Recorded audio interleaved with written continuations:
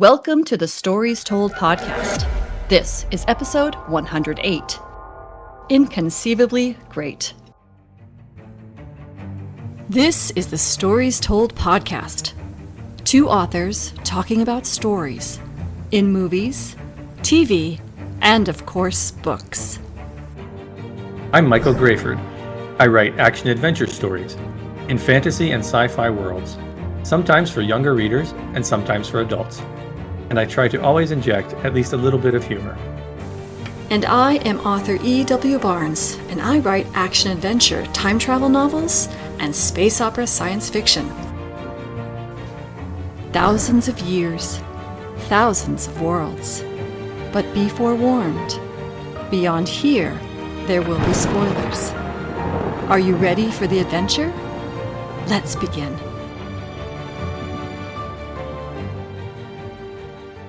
Welcome back to the Stories Told podcast. I'm author E.W. Barnes, and with me is author Michael Grayford. And today we're talking about the story told in the movie, The Princess Bride.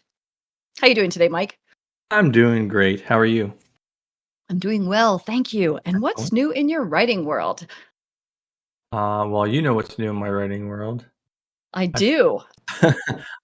I have finally published The Wrath of Sekhmet, the second in the Tales of Zara series. Yeah, it's good to go. After some hiccups with Amazon, it's all through now and up and available. That is so exciting. Yeah, so exciting. I'm super thrilled about that. Finally. So I did that, and then I've, updated the website to reflect that, done some posts, some marketing stuff. That's where I'm at. So now it'll be on to Zara 3. Are you reducing the first book? I will be doing a free week or whatever they have, the Kindle Unlimited thing. Oh, yeah. Okay. Mm-hmm. I'll be doing that at some point. I haven't decided when yet, but that will be coming up probably within the next few weeks, probably. And so for people who may not know what that means, is when you put a book in Kindle Unlimited, which is Amazon's exclusive program, that's the program where people pay a certain amount of money every month, and then they're able to download all the books that are in that program. Amazon, two things to be aware of. One, you can't put your book anyplace else when you're in that program. So if people wonder why, we have our books on Amazon and we don't have them someplace else, it's because Amazon requires exclusivity to be in this program.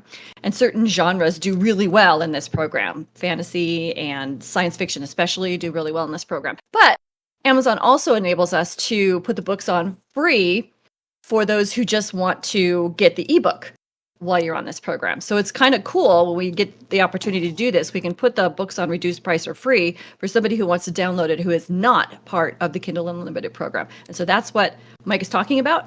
And so if you are interested in reading the first book, The Tales of Zara, which is the Golden Scarab of Valahar, go to Mike's website, michaelgrayford.com, sign up for his newsletter, and then you will receive notice when he puts that book up for sale. That's exciting. Yeah, it is exciting. So as you can tell, I've been working on marketing because I've got my whole marketing spiel thing going right now. Excellent. That's what I've been working on for both the time travel and my Adventures of Empyrean Guard, which is my space opera science fiction series that I'm working on right now. And I think I'm going to be changing things up a little bit as far as how I market those. So that's what I've been kind of working on this week, is sort of a cohesive marketing plan tied to the genres, and my brain is full. But that's what I've been working on. And I sat down and started. Sometimes I don't know if you need to do this, but when working on a book, I sometimes need to take a step back and see where I am and see where I'm going, because I am a plantser. What do they call it? I forget the word for it. I'm a discovery writer. I have an idea of where I'm going. I know where I'm beginning and I know where I want to end, but I sometimes will let the story tell itself as I'm writing, which means that sometimes I need to take a step back and go, okay, am I going where I want to go? Is this heading in the direction I want to go? Did I go down a path here that's kind of ridiculous and have to revise that? So that's what I've also been doing, is going back and rereading from the beginning and making sure I'm going in the direction I want to go. Makes perfect sense. Well, thank you. So have you come across any interesting stories in books, movies, or television? I have just been watching the latest season of Yellow Jackets. I thought you weren't that crazy about it when you watched the... The first season, it took me probably 4 tries to get through that season. I think I stopped 3 times watching. I'm like, this is just boring. It's not going anywhere. But then it starts getting good at the end of the season. The second season was actually pretty good, and this third season has been pretty good too. So they took them a while to get their groove going, but they finally did. Yeah, it definitely did. I'm still going through my comfort read of The Lord of the Rings. We're in Gondor now. War is approaching, so we're getting there. And watching a Doctor Who a day. So I have gotten through a couple of the episodes I really like in the 11th Doctor series, the one about the Pandorica, and then the box that they stick the Doctor in, and then the whole world implodes. And then, of course, that's a 2-part episode. So both those parts I just finished watching. I really enjoy that. And then I'm watching the Christmas, I'm in the middle right now of watching the Christmas special for that year, which has Michael Gambon in it, who serves as sort of a Scrooge-like character that the Doctor goes back into his history. And, I remember the first time watching it, not being that impressed with it. But on the rewatch, I'm watching it again, I'm thinking, man, this is actually really beautiful. This is a really beautiful story. So I'm not sure why I didn't appreciate it the first time. That's the one where the girl's locked in the frozen thing? Yeah. I like that one. Yeah. Yeah. It's really a beautiful story. And I'm not sure why it didn't land with me the first time or the first couple times I watched it. But I'm watching it again and thinking, this is really nice. So anyway, are you ready to talk about The Princess Bride? Sure, let's do it. Today we're talking about the story told in the movie The Princess Bride, and I will read the short synopsis that comes up when you type The Princess Bride into Google. A fairy tale adventure about a beautiful young woman and her one true love. He must find her after a long separation and save her. And they must battle the evils of the mythical kingdom of Florin to be reunited with one another. Did you like this movie? Yeah, I love this movie. From what I've seen, from seeing people's posts and hearing people talk about it, this seems to be the most universally loved movie that I've come across. Not that everybody loves it, but it seems to span all demographics in terms of the people who appreciate it more than any other movie I've come across.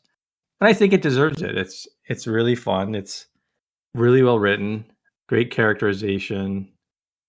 I love the whole technique of having this sort of outer story with the grandfather and his grandson where he's telling him the story and then we go into the story. I think that's really clever and really cool. There's just a lot of fun in it. Fun things like shrieking eels and cliffs of insanity and rodents of unusual size. Just a lot of silly, creative things that work in this universe because itself too seriously. Just seriously enough to, to carry the story along. Like you said, it's like a fairy tale type story with a lot of fun and engaging elements and humor. But there's also emotional moments. When Wesley is reunited with Buttercup and he gets pushed down the hill and says, "As you wish." That's a really good moment. Or when Inigo Montoya finally gets his revenge. That scene was done so well. I haven't seen this movie for a long time, so I didn't remember everything that happened. But the way they set that up with him wanting this for so long, so many years, and then he gets stabbed, and you're thinking, okay, he's out of this, and then he has to dig deep, and you just see all the emotions have bubbled up again over the years, and it just drives him to finally get justice upon this guy. It's that's such a good moment. I think that was great.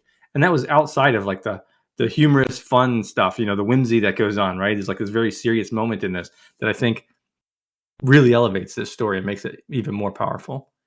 For me, I think the movie though shines in its dialogue all the way through. Just so many great lines, so many memorable lines. The inconceivable. I do not think that word means what you think it means. It's just so many things like that. Truly, you have a dizzying intellect. Just these great little quips and witticisms throughout. It's just fantastic. And they go to the swamp with a fire swamp, and Buttercup says, "We'll never survive." Nonsense. You're only saying that because no one ever has. It's such clever wordplay. I think it's great throughout. It's so much fun.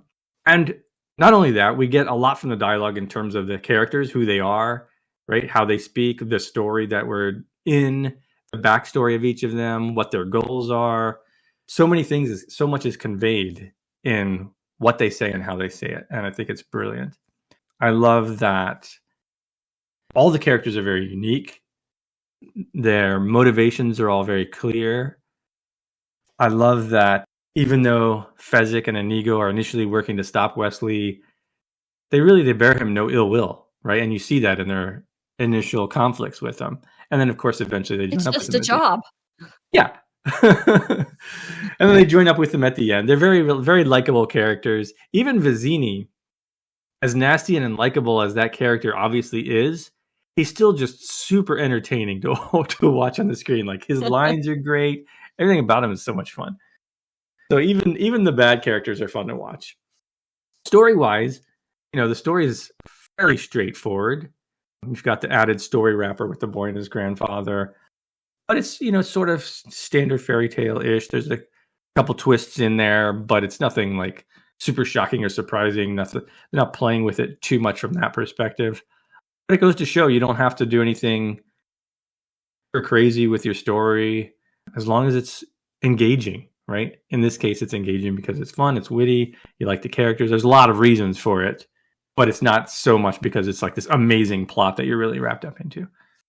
I think it works for everything else, and the plot is good enough to carry it through. So yeah, there's so much to like in this movie, and I was a little worried because I hadn't seen it in so long if it would hold up for me. Sometimes you change over the years, and things that you enjoyed decades ago maybe don't ring quite as true or don't sing to you as much as they did. But this one really worked for me. I was engaged, and I enjoyed watching it all throughout.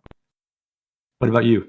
Do you like this, and what aspects do you like? I love this movie, and I agree with everything you said. I think it's a brilliant movie, and I think it's brilliantly told and brilliantly acted, brilliantly musicked, brilliantly designed. It's just a overall big picture, whole package of great movie. I wanted to add to what you were saying about all of the things that are wonderful about this film. When you were talking about how it's the story of Wesley, but it's also the story of the kid and his grandfather, and both stories evolve. And it's essentially two stories in one, right? You get to see the story of Wesley and Buttercup and their adventures, but you also get to see the evolution of the relationship between the boy and his grandfather. And I thought that was so beautiful. And it's maintained with every time you go from one story to the other story. There is some kind of moving forward in the plot of both stories. I thought that was just unbelievably brilliantly done. And the tone in both stories is phenomenal and is maintained. It's like they don't lose track of what they're doing wherever they are, whether they're in the story of the kid and his grandfather, the tone remains the same. It stays consistent. The characters stay consistent. How it's being handled stays consistent. And then when you move into the story of Wesley and Buttercup, same thing. You stay consistent. The tone remains the same. I thought that was just so fascinating. I mean, it's just amazing. And you at the end, at the beginning, he's like, he'll pinch my cheek and he's going to read me this boring story. And at the end, he's like, come back, please. Yeah. And it's lovely. I love when the shrieking eel's there and going toward Buttercup, and he stops telling the story. He's like, I can see you're taking this a little too serious. You're getting a little bit too into this. And that's actually another note I made. I loved how they took breaks from the story at actually very emotionally intense times. They use the breaks as a diffusive humor device, right? It's very intense, and then all of a sudden we're going to diffuse this with a break that's humorous. And I thought, oh, that's so brilliant. And I think that's a real skill. I know I don't have that skill to be able to figure out when to insert a humorous break in order to diffuse the tension. But it was really brilliantly done here. I loved that. That's a good point, because it's almost like it's a moment where it remembers this is just a fairy tale, right? We don't want to start taking ourselves too seriously in this. And it's kind of a reminder, like, we're going to pull out for a second here. Yeah, back exactly. to this overstory just for this minute. Yeah, And that's good. I wanted to agree with you about how beautifully developed the characters were. As a matter of fact, what was really interesting to me is that Wesley and Buttercup were less well developed than all the other characters Yeah, it's in some kind of ways, true. which is fine because they are carrying the story forward, and it's almost a little bit like Frodo in The Lord of the Rings, right? Frodo is not as well developed a character as the other characters as he's moving this story forward, or Harry Potter. So I think, but it's okay because it works. The story's sort of happening around these people. I think that's more common. I think more modern stories seem to be moving away from that a little bit. I think back then it was a lot of times your main character was sort of like the viewer or the reader's injection into the Yeah, story, and they're a little bit generic just to get you in, and then you relate to everything else that's going on, and you kind of put yourself in their shoes going through their journey. yeah, Whereas now it seems like a lot more stories try to make the protagonist their own unique thing that you enjoy following through. And both, I think, work equally well. I don't think you I have to do agree. one or the other. And I think one of the things that works for when you have your more generic lead character is incredibly well developed supporting characters that are so recognizable, so unique, so themselves. I also Yeah. found I loved how the story really evolves from just sort of a humorous tale to at the end, as you pointed out, especially like the scene with Inigo Montoya. As we move through the story and we go deeper into the story, we go deeper into the layers of emotion and the heart that it really carries. This is a story with so much heart. And you start with humor, but then it evolves into, at the end, it is a glow with heart. And it's all summed up in the grandfather's last line, as you wish. Yep. And you have all of a sudden find yourself in a very deep, emotionally deep place after starting in a very lighthearted place. That evolution is amazing.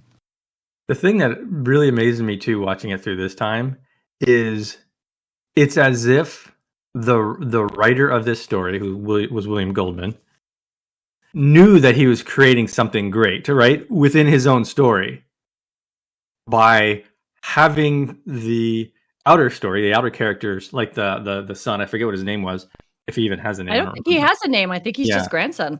But to see his evolution to loving the story, and to show that the grandfather already knows that the kid's going to love the story, right? And it's a great story.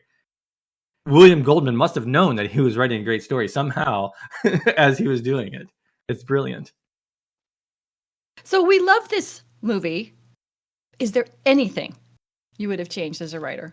Oh man, it's so hard to critique something like this. I feel like you're really running a risk of ruining it by changing something. But there were a couple things I saw that I don't think anything needed to change, first of all. But if I was going to change something, one would be to give Fezzik, the giant, his own goal. We get Wesley's goal and Inigo Montoya's goal and Vizzini's goal, even Humperdinck's goal. Fezzik just seems like he's kind of along for the ride. He's a great character. He's a fun character. He shows up when he's needed. But I didn't get a specific drive for him like the other characters had. And I would have liked to have seen something, even if it's just, I want to find my lost mother, or I don't know, anything. It just didn't seem like he had it. Or maybe there was something there that I'm forgetting, but I didn't notice something, just some little specific thing that I would have liked to have seen. Yeah, I don't think you missed anything. I think you're right. Okay. I don't think Fezzik really has a goal other than the goal of friendship, other than just being a good guy. He's a good guy. And I have not read the book, so maybe there's more in the book. I don't know. Yeah. I'm just basing this off of the movie's story. And then one other thing, I would have had Buttercup try to escape again at the end rather than just sort of giving up, just to give her some more agency in that final act. And she could still run into Wesley in that moment and everything could play out as is, but just have her be a little bit more agentive and, still trying to work things out her way rather than just, okay, I guess that's going to be the end for me, Not even that I noticed that I would have maybe changed myself. Is there anything that you saw, or what do you think about those? I think those are great. As far as Buttercup's agency, this came back from a time where there wasn't so much agentiveness in a female character. Yeah. I mean, we were just starting to see that happening. This was the era of Ripley in Aliens, and we started to see, what's her name from Terminator? We start to see this agency. We start to see this in the 80s. And this is the time where it's happening. But it wasn't uncommon to see a very reactive female character like Buttercup. And maybe that's why I notice it more now. Yeah. Like I said, it's not a huge deal. It's just, no. It would have been I think it would have given her character a little bit more oomph at the end. Yeah. So the only things that I identified was that you talked about how you knew what Prince Humperdinck's goal was. But I don't think I ever really was clear on the why of his goal. He wants to start a war with Gilder. Why? Well, he mentioned that basically he wanted to rule the world. So that's why I thought, okay, he's basically that's what it is. Yeah. He's starting by conquering his neighboring territory. And I did make note of that when he said, try ruling the world sometime. And I remember thinking, are you ruling the world? Is that what you want? But it wasn't clear that that's what his why. Is that a big deal? Absolutely not. Right. Yeah. And the other thing that I noticed, it's something actually I've noticed since I first saw this film. And I've always kind of gone with it because it's the film is so great. How did Inigo survive all his stab wounds? Plot armor. Well, he was fine. Well, let's see. He got stabbed in the shoulders. I mean, that's gonna hurt, but it's not gonna kill you. It's just, it's gonna be pain. And then he got stabbed in the gut. Same thing. It's not gonna kill you. At least not initially, not for a while. Unlike what most other movies would have you believe. But to still be able to fight like an expert fighter, that's a different story. That's just, I don't know. I get sheer determination. Basically, it's like, I'm not gonna let this. And it's not so much that. It's not the scene where he fights and kills Count Ruga. It's more like then he runs away and he's able to jump out of a window and ride off on a horse. Yeah. But again, that's a good point. And I love your answer, plot armor, because truly it doesn't matter. The story is so wonderful. It is a story of fairy tales and miracles and exaggerated experiences. Just run with it. And that's what I've been doing for years. It's just run with it. Yeah. But you are right, though. It's like that. Now that you mentioned that is something I would change. I would have him, after that fight, essentially almost collapse. Like, okay, I did what I needed to do. And then, have the giant help him. I think that would have made more sense. Let's talk about themes. There are a lot of wonderful themes in this movie. What did you pick out? Yeah, sure. There's a lot of stuff going on here. Obviously, it's a story about true love. They make that pretty obvious at numerous points. I think there's more than that. And even that, if I generalize that, I would say something like never stop fighting for a righteous cause. Because we get Wesley wants to save and be reunited with Buttercup. Inigo wants to bring justice to the man who killed his father. And we contrast that with the selfish malevolence of Humperdinck, who just wants to conquer the neighboring kingdom and presumably beyond that. His cause is not righteous. So that was one thing that I got. Another one, sort of generalizing it again, is you'll get farther or further making friends rather than enemies. And again, we see this played out with the heroes versus the villain, in this case, Humperdinck. I mean, Humperdinck is ultimately taken down by the people that he and his associates have wronged over the years, right? He turned his father's wizard helper into an enemy, who later ended up, reviving Wesley. And we see Wesley turn former antagonists into allies. So that was another theme I got. So what did you get? What do you think of those, and what were yours?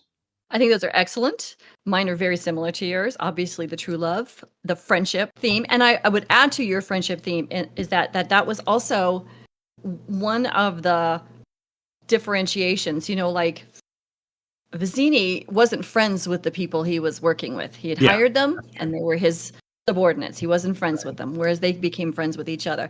Now, Humperdinck did have a friend. Count Ruga was his friend, but they were both evil. So it was a friendship of evil. And so there wasn't true positivity there. the one I wrote down and kind of highlighted is very much very similar to what you said. And it is essentially that good triumphs over evil. And in this case, good is caring and love, and evil is selfishness. You called Humperdinck selfish, and that was exactly the word I wrote down, selfish. Ruga was selfish, Humperdinck was selfish, Vizzini was selfish. Everybody else was giving and caring and generous with themselves. Yeah, they're willing to sacrifice if necessary, to fight. And the other two ran away when they had, were faced with real confrontation. So as a writer, what do you take away from The Princess Bride? For me, the main thing is the dialogue. Just that quick, quippy dialogue to us, character, plot, backstory, humor, all at the same time is just brilliant. Love that.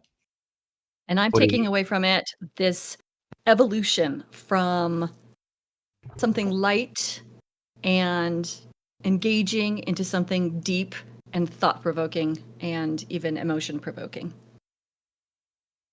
Excellent. That's a good one. Thank you for joining us as we talked about the story told in the movie The Princess Bride. A big thank you to our Patreon supporters and all our subscribers. We're so grateful for your support and your encouragement. The Stories Told podcast is available on multiple podcast platforms, and we thank you for liking and subscribing or following, depending on where you're listening. It may not be a big deal to you, but it means a lot to us. If you have a favorite book, movie, or TV series you'd like to suggest for the podcast, leave a comment on the YouTube channel, and that link is in the show notes. You can find Michael Grayford at michaelgrayford.com and E.W. Barnes at 1000years.com, and those links are also in the show notes.